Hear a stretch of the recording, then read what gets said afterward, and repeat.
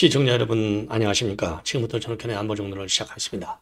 자, 그렇게 유명하시던 이 법륜 스님께서 말이죠, 다시 이제 돌아오셨습니다. 자, 그래서 이 법륜 스님께서 지난 7일하고 9일 서초에 있는 정토사회문화회관에서 이 콘서트를 열었어요. 독 콘서트. 예, 한 3천여 명이 모였다고 합니다. 자, 그래서 이제 그야말로 증문즉설, 이걸로 굉장히 유명하신 분이잖아요.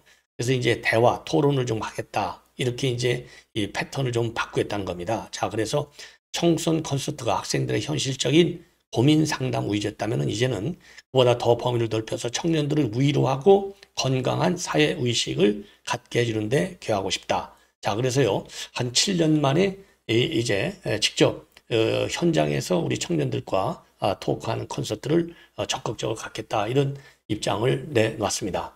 여러분들 뭐 법륜 스님은 워낙 유명하시기 때문에 제가 별도로 설명을 안 드리고, 그래서 동아일보가 인터뷰한 내용이 나와 있어요. 그래서 이 내용을 여러분께 자세히 말씀드리겠고, 그 다음에 이제 이 정치권 뉴스로 돌아와서 말이죠, 이화영 지금 오늘 재판이 열렸어요. 근데 이미 여러분께도 제가 한번 말씀을 드렸지만은 12월 15일부터 12월 19일까지 닷새간 우리 국민 참여 재판을 하게 됩니다. 자, 그런데 지금 재판장이 송병훈인데 지나치게 이화영 쪽으로 기울어진 재판을 진행해서 검찰이 열의받았어요. 난장판이 됐습니다. 그래서 법관 기피 신청을 내고 집단 퇴정하는 사태가 벌어졌습니다. 그 이유는 연호술 파티가 이제 없었다. 이거를 갖다 입증하려면 검찰에서 증인을 충분히 증인을 채택해 줘야 되잖아요. 증인 채택을 거의 안 해줬어요. 그러니까 이거 검찰한테 이거 뭐라고 그럴까요? 검찰 주장은 완전히 묵살해버리는 것과 마찬가지잖아요. 64명을 신청했는데 6명만 받아주고 58명을 전부 기각했습니다. 자, 그래서 이건 뭐 재판하지 말라는 건 마찬가지 아니냐? 그래서 집단 퇴정하는 사태가 벌어졌습니다. 자, 그래서 요 관련 내용을 말씀드리겠고, 오늘요, 손현보 목사님에 대한 지금 이 결심 공판이 있었는데, 오늘요, 검찰이 징역 1년을 구형했습니다. 그리고 지금 손현보 목사 오늘 최후 진술을 통해서 절대로 종교의 자유와 표현의 자유는 보장돼야 한다. 예, 이거를 강하게 주장을 했어요. 그리고 이제 지금 윤상현 의원이 지금 장동혁이가 지금 당신대 민심 이걸 50대 50으로 지금 현재 당헌 단계에 되어 있는데 이거를 70대 30으로 바꾸겠다고 했지 않습니까? 이러다 보니까 윤상현 의원이 여기에 대해서 반발하는 입장문을 내놓았습니다.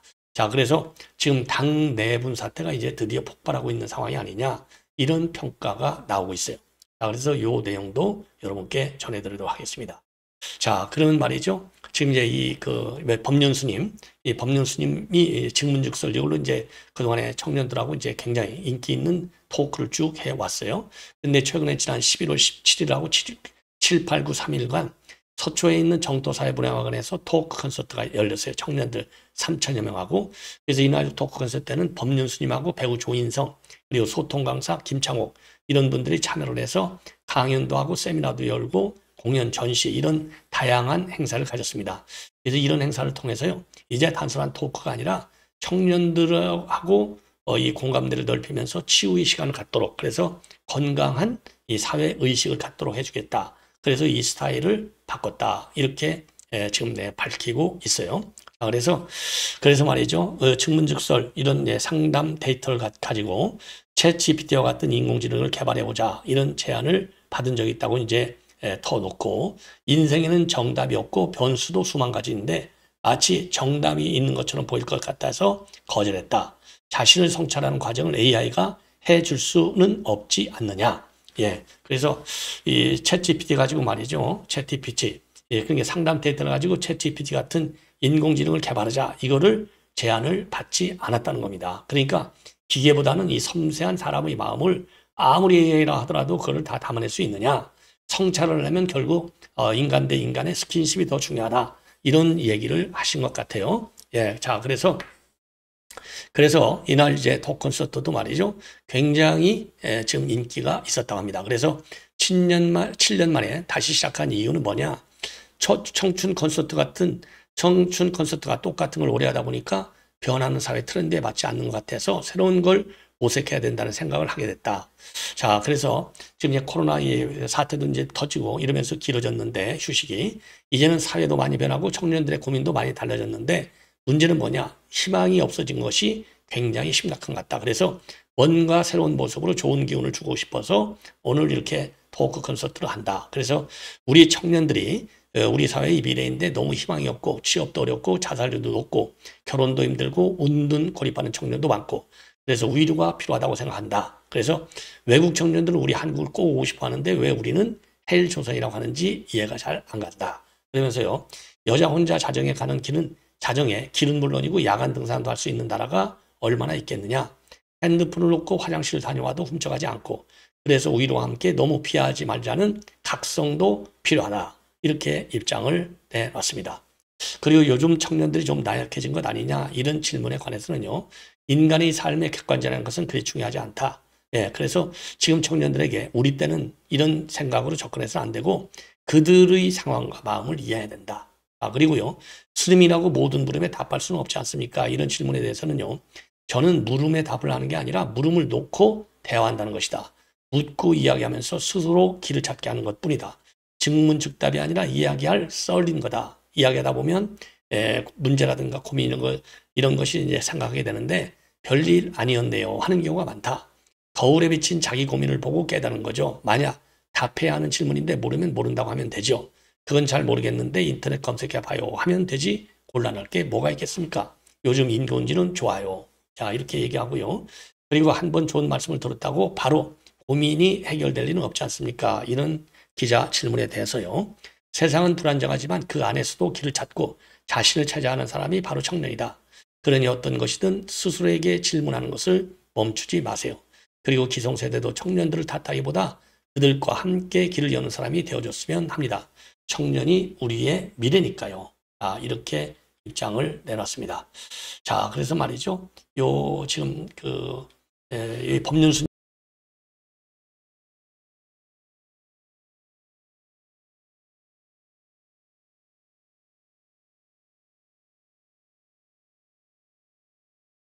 한두 개를 갖다가 좋은 명언, 명귀 요거를 한번 여러분께 소개시켜 드리겠습니다.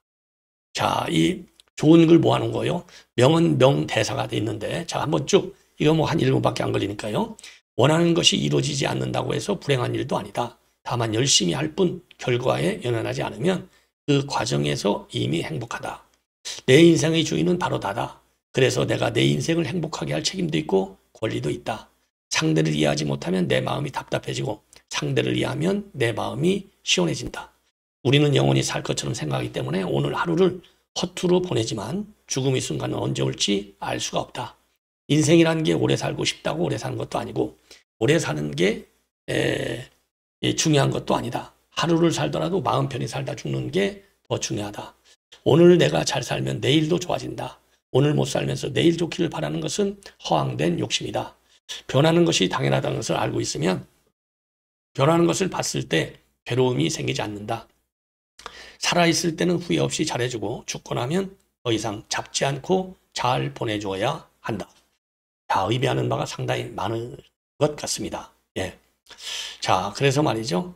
지금 이제 우리 법륜스님의 이제 이 사회 말씀 이런 거를 제가 수시로 말이죠. 수시로 여러분께 전해드리도록 하겠고 지금 이제 이 법륜스님의 이런 활동 앞으로 청년들에게 많은 희망, 야말 위로가 되기를 저도 바랍니다. 자, 이번에는요, 지금 이화영 재판이 오늘 난리가 났어요. 검찰이 집단으로 싹 다 퇴정해버렸습니다. 자, 이 송병훈 판사, 이런 재판 진행에 재판에 참여할 이유가 없다는 것이죠. 전부 퇴정해버렸어요. 예. 자, 그래서 법관 기피 신청, 그러니까 이제 됐든 간에 공정한 재판을 할 수 없다. 그러니 이 재판은 받지 않겠다. 이 얘기예요. 자, 그래서 오늘요, 10차 공판 준비기일이 이루어졌어요. 예, 위증, 국회, 그 다음에 정치장법 위반 등 지금 이제 재판이 열렸는데 이거 이제 국민참여재판, 여기 증인 채택하는 절차를 밟았습니다. 이 과정에서 검찰이 신청한 증인들을 거의 다 재판부가 기각했어요. 그러니까 검찰에서 재판부가 채택한 소수의 증인만으로는 공소사실 입증이 굉장히 어렵다. 이 얘기는 사실상 입증 활동을 포기하는 것이다. 그래서 재판부를 깊이 신청한다. 그래서 싹 다 빠져나왔습니다. 자, 그래서 오늘 검찰의 지금 이 비판 입장문을 보면은요. 국민참여재판은 사법의 민주적 정당성을 확보하기 위한 도입된 제도다.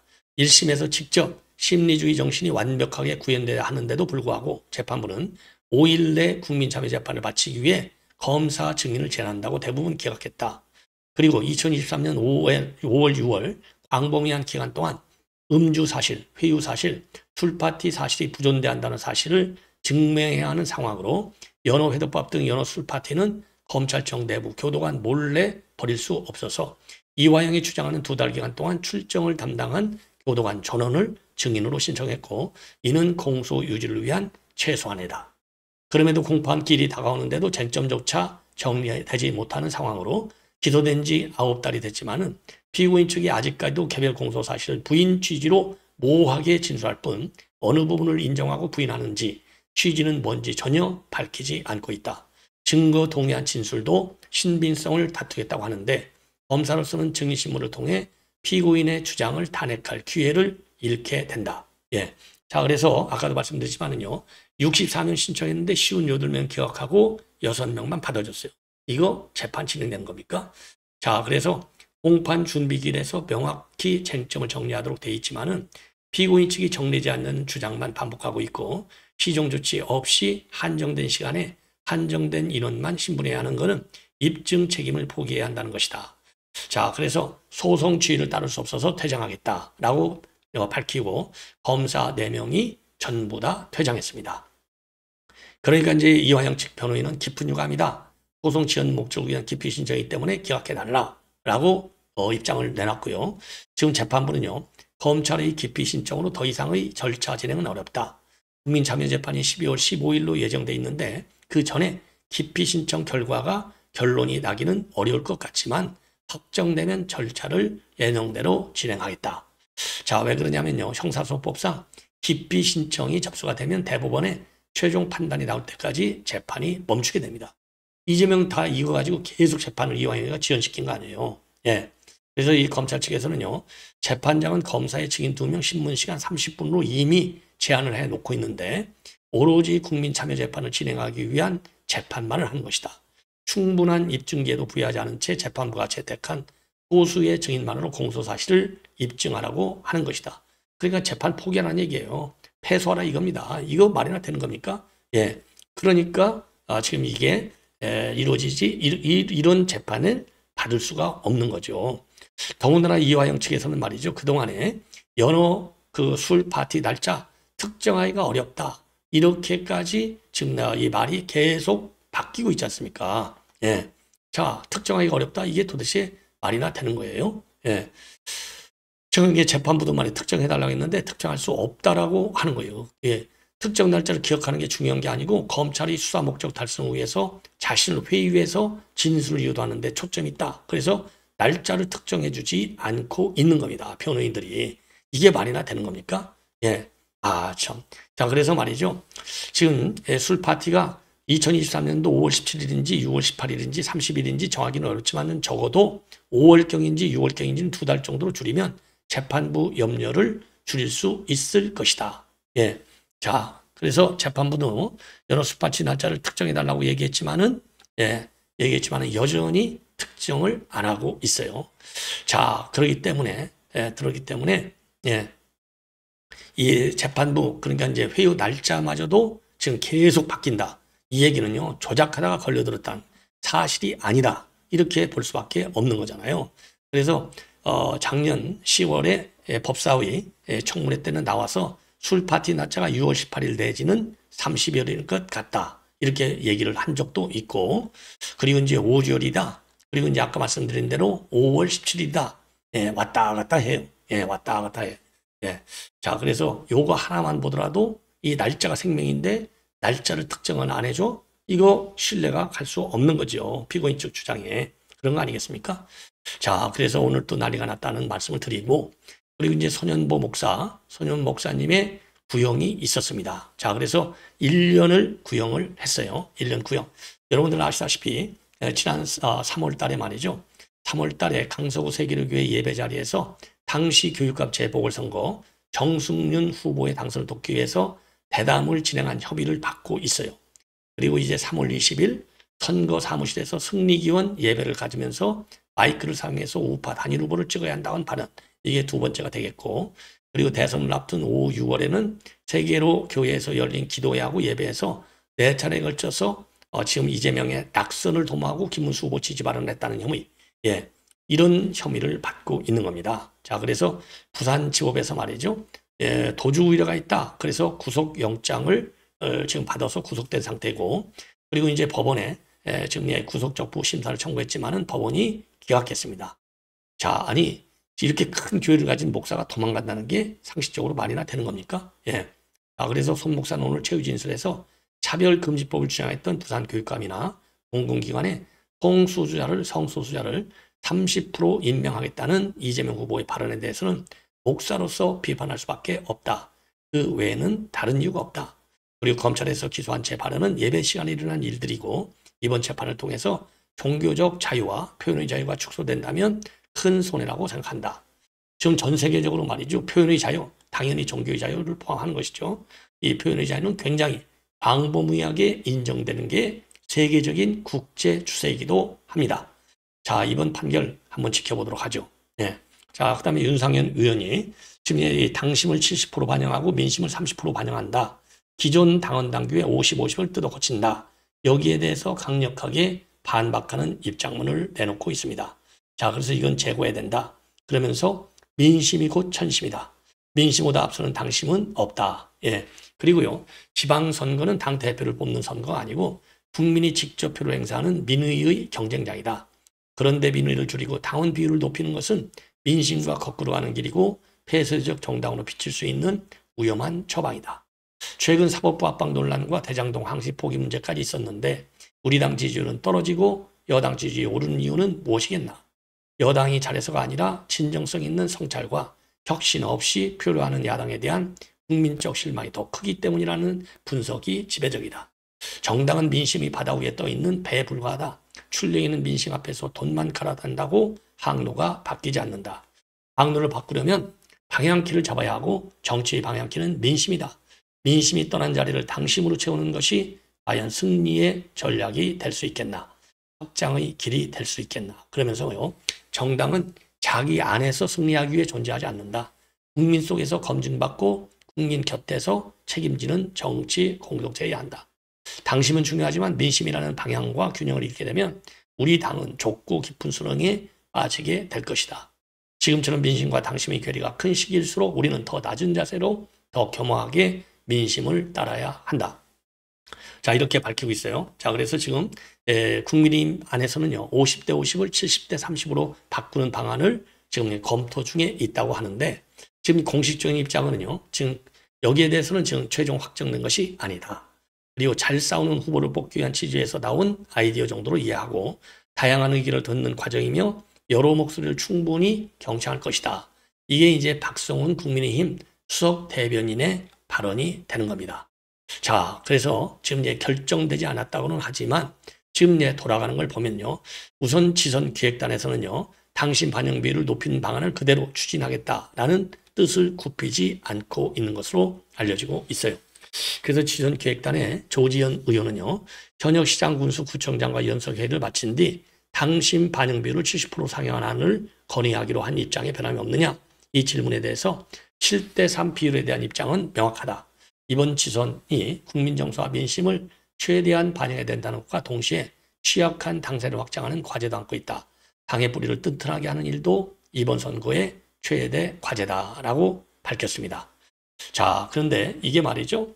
이게 그러니까 이 경선 룰이잖아요. 더군다나 지금 이제 우리 국민의힘 지금 이제 지지세가 지금 이제 그러니까 민심의 지지세가 지금 커 올라가고 있어요. 여론조사 기관에 따라서 다르지만은 지금 바짝 추격하고 있다라는 게 불과 1% 차이로 급추격하고 있다. 이게 이제 바로 최근에 천지일보가 코리아 정보 리서치에 의뢰한 결과를 보면 그렇게 돼 있잖아요. 민주당이 한 42%대, 그리고 민주당을 찍겠다가 42%대, 그리고 국민의 후보를 찍겠다가 41%. 이렇게 되면 말이죠. 굳이 민심이 지금 우리 국민을 뽑는 쪽으로 가고 있는 거예요. 민심이. 자, 그렇기 때문에 민심을 굳이 줄여야 할 이유도 없는 것이다. 이렇게 이제 볼 수가 있는 겁니다. 그리고 이거는요, 당대 선거, 그러니까 당직자를 위한 선거하고 그야말로 선거를 위한 선거 또 경선들하고는 다르다. 왜냐하면 선거는 당원이 하는 게 아니잖아요. 예를 들어 당대표라든가 이런 거는 당원이 뽑는 거죠. 자, 당원을 뽑는 거. 그렇지만은 당대표 선거할 때도 지금 당원과 그다음에 당심과 민심을 나누지 않습니까? 그런데 일반 선거의 경우에는 국민이 뽑는 거거든요. 당원이 뽑는 게 아니라. 그래서 이제 국민의 지지를 많이 받도록 하는 게 훨씬 좋다. 그런 측면에서 보면 민심의 비율을 높이면 높여야지 당심의 비율을 높이면은 아니 되옵니다. 이런 의견도 상당해요. 지금 여기 당에서 얘기한 대로 7대3으로 가는 의견도 많고, 제가 그래서 오늘 말이죠. 오늘 이제 많은 사람들의 의견을 쭉 들어봤어요. 그랬더니 우리 이제 당원들 의견 또 일반 국민들 의견도 이 부분에 대해서는요 상당히 갈린다. 자, 그래서 제가 보기에는요 지금 민주당에서 1대1 이거 당원 투표로 물어봤잖아요. 그래서 이것도 당연히 당원 투표를 거쳐서 결정을 해야 되고, 당원 투표를 거쳐서 합리적이고 민주적이고 투명하게 당원 투표를 거쳐서 결정이 되면 거기에 따라야 된다. 저는 이런 절차를 우리가 거치는 것이 굉장히 중요하지 않나. 그 사이에는요 가열차게 서로 장단점을 논의를 해야 될 것이다. 그러나 일단 결론이 나면 무조건 따라야 된다. 이게 저의 의견입니다. 자, 시청자 여러분, 이렇게 해서 본 방송을 마치겠고요. 여러분들께 이미 여러분께 여러 말씀을 드렸지만은 제가 오늘부로 지금 구독자 100만을 보시는 방송이 됐습니다. 더 무거운 책임감으로 자유 대한민국을 살려내는데 기할 수 있는 방송이 되도록 더 가열차게 투쟁하고 노력하겠습니다. 대단히 고맙습니다.